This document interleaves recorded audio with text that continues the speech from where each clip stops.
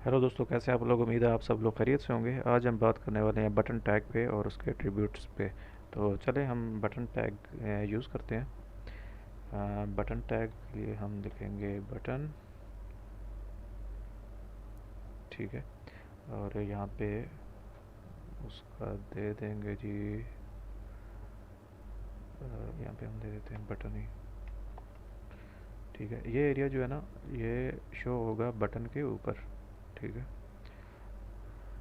अच्छा, बटन जो है ना, इसका पहला एट्रीब्यूट हम जो लिखेंगे वो है टाइप। तो टाइप एट्रीब्यूट जो है ना, उसकी तीन वैल्यू है। एक है बटन, दूसरा है रीसेट और तीसरा है सबमिट, ठीक है। ये तीन आप यूज़ कर सकते हैं। अगर आप सिंपल बटन लिखते हैं, ठीक है, तो इसके साथ आप यूज़ कर सकते हैं कि अपना कोई लिंक वगैरह यूज़ कर सकते हैं, ठीक है। मैं इस पे जो है ना एक अलर्ट मैसेज शो करवाता हूँ इसके साथ। ऑन क्लिक, जब इस बटन के ऊपर क्लिक हो तो हमें मिले अलर्ट।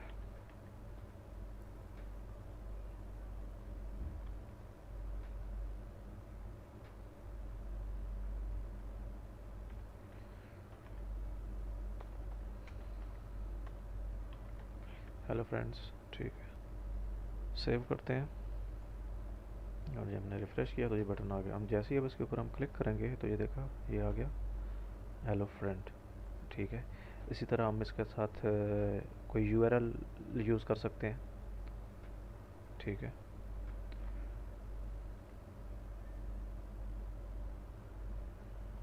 हम ए टैग का यूज़ करते हैं, एंकर टैग का, ठीक है। यहाँ पे हम कोई लिंक दे देते हैं।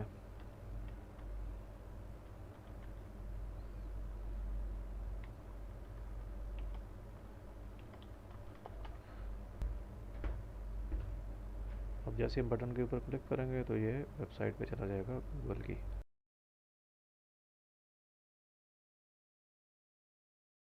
ठीक है। तो टाइप है,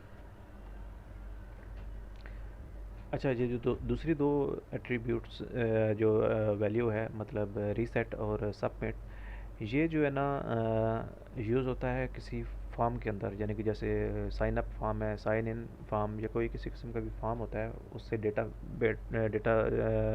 आप सबमिट करते हैं किसी जगह पे, ठीक है। तो उसके लिए ये बटन टाइप्स यूज़ होती हैं ज़्यादातर, रीसेट और अपना सबमिट फॉर्म के अंदर, ठीक है। तो उसके लिए हमें एक फॉर्म बनाना पड़ेगा।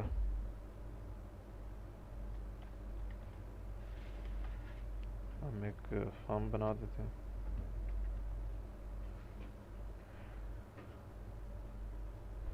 फॉर्म के अंदर हमको चाहिए इनपुट, ठीक है। इनपुट टाइप हम कर देते हैं टेक्स्ट,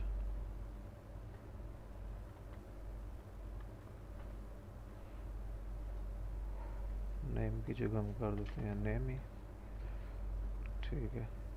और उसको हम बटन को हम इस फॉर्म के अंदर ले जाते हैं।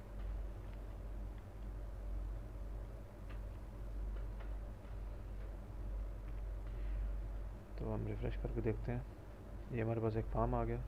हमने यहाँ पे बटन का कुछ नाम वगैरह नहीं दिया हुआ था, यहाँ पे हम देते हैं जी, इस बटन को हम टाइप रखेंगे रीसेट, ठीक है। यहाँ पे भी हम लिख देते हैं रीसेट। सेव किया और रिफ़्रेश किया तो ये इसके साथ बटन आ गया रीसेट का। हम यहाँ पे एक बियर लगा देते हैं।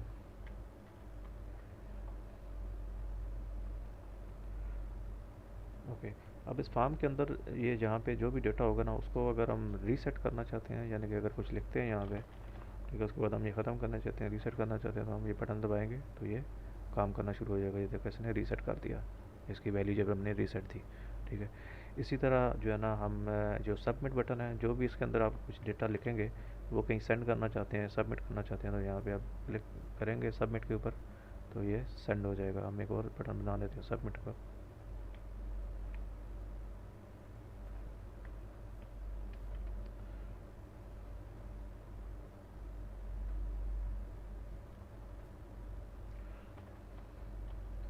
हमने ये सबमिट का बनाया और टाइप भी क्या है जी, सबमिट।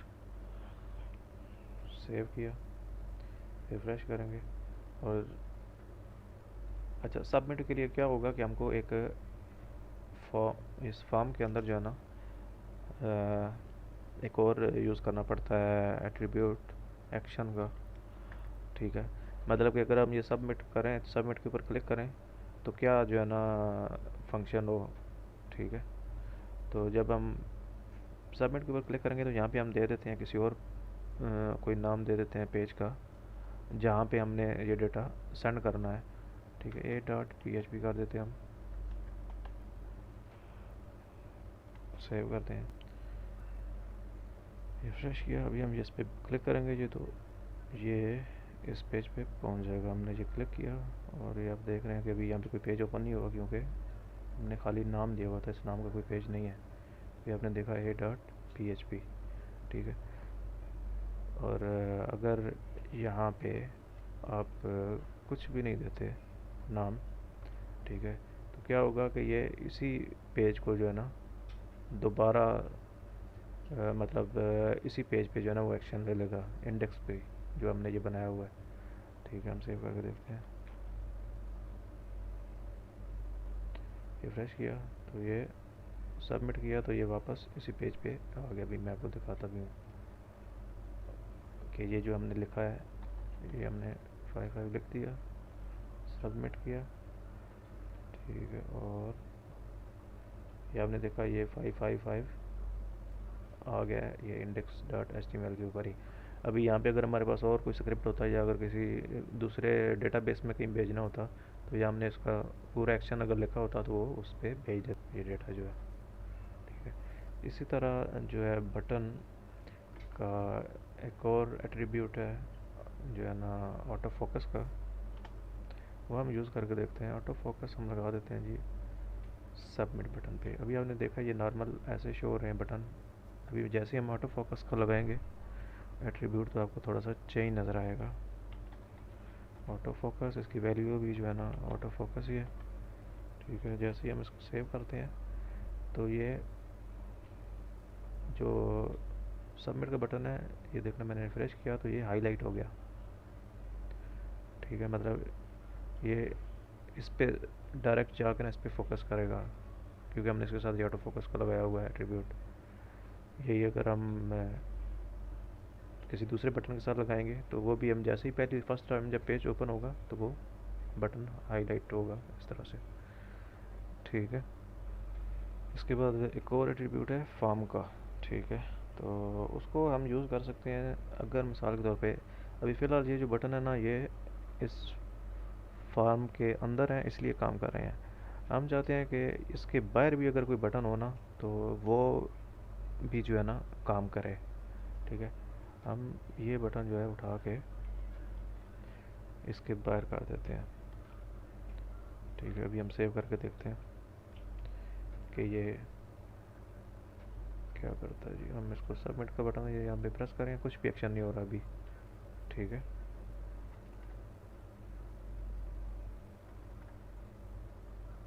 कोई एक्शन नहीं हो क्योंकि ये इसके बाहर है। ठीक है, तो अब हम चाहते हैं कि ये अब भी काम करे, ये बाहर रह के भी काम करे। तो उसके लिए हम क्या करेंगे, यहाँ पे हम लगाएंगे एट्रीब्यूट फॉर्म। ठीक है, और उसके अंदर हम देंगे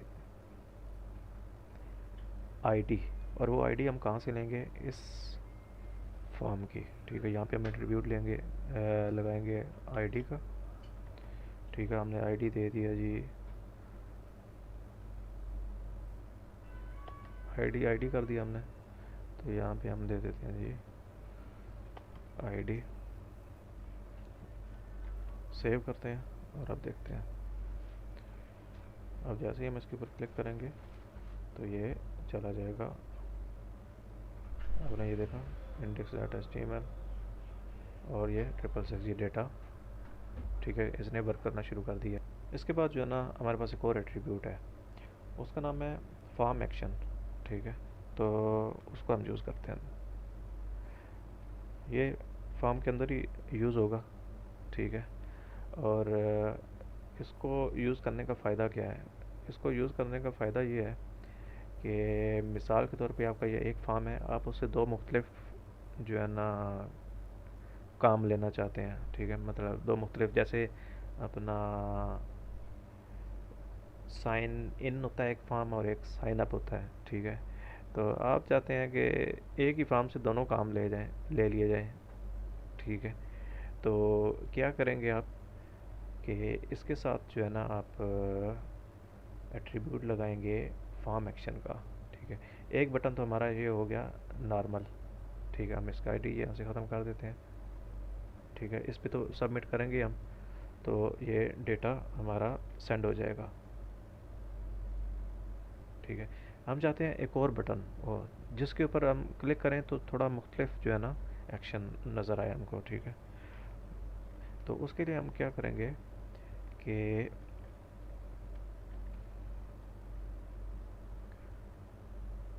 यहाँ पे हम लगाते हैं जी एट्रीब्यूट फॉर्म एक्शन का, ठीक है। यहाँ पे अब हम क्या करेंगे कि कोई अगर दूसरा पेज है, मिसाल के तौर पे हमने यहाँ पे तो कोई पेज नहीं दिया हुआ, इसलिए ये इंडेक्स पेज को ही टारगेट करेगा।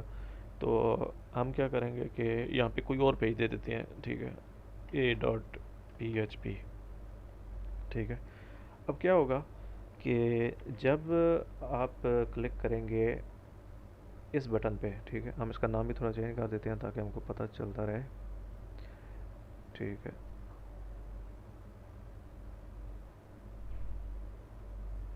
ये 2 है, ठीक है, और इसको हम बंद कर देते हैं। सबमिट बटन, और सबमिट बटन 2 है, ठीक है। जब हम चाहते हैं, ये जब हम सबमिट का बटन हम यहाँ पे हम क्लिक करते हैं, ठीक है, तो ये टारगेट करेगा इसी पेज को, ठीक है। इसके ऊपर जो कमांड होगी वो काम करेगी, ठीक है। इसी तरह अगर हम चाहते हैं कि यही सेम जो है ना फॉर्म दूसरे पेज पे, जैसे कि यहाँ पे हमने दे दिया a.php, ठीक है, उस पर कोई और कमांड दी होगी हमने, ठीक है, तो ये वो भी काम इसी के थ्रू करे। तो ये हमने सबमिट 2 के साथ किया, तो ये दूसरे पेज पे चला गया, ये आप देखेंगे ये a.php।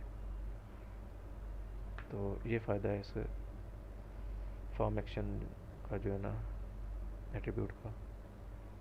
उसके बाद है जी बाकी नेम है, आईडी है, वो तो आपको पता ही है, वो यूज़ कर सकते हैं आप इसके साथ। और भी इसके साथ एट्रीब्यूट्स हैं, तो बाकी जो एट्रीब्यूट हैं वो जब हम ये फॉर्म पे काम करेंगे तो उस वक्त हम यूज़ करेंगे। उम्मीद है आपको मुझे मेरी वीडियो पसंद आई होगी। अगर मेरी वीडियो पसंद आई है तो प्लीज़ लाइक करें, मेरे चैनल को सब्सक्राइब करें और दोस्तों के साथ शेयर करें। Thank you.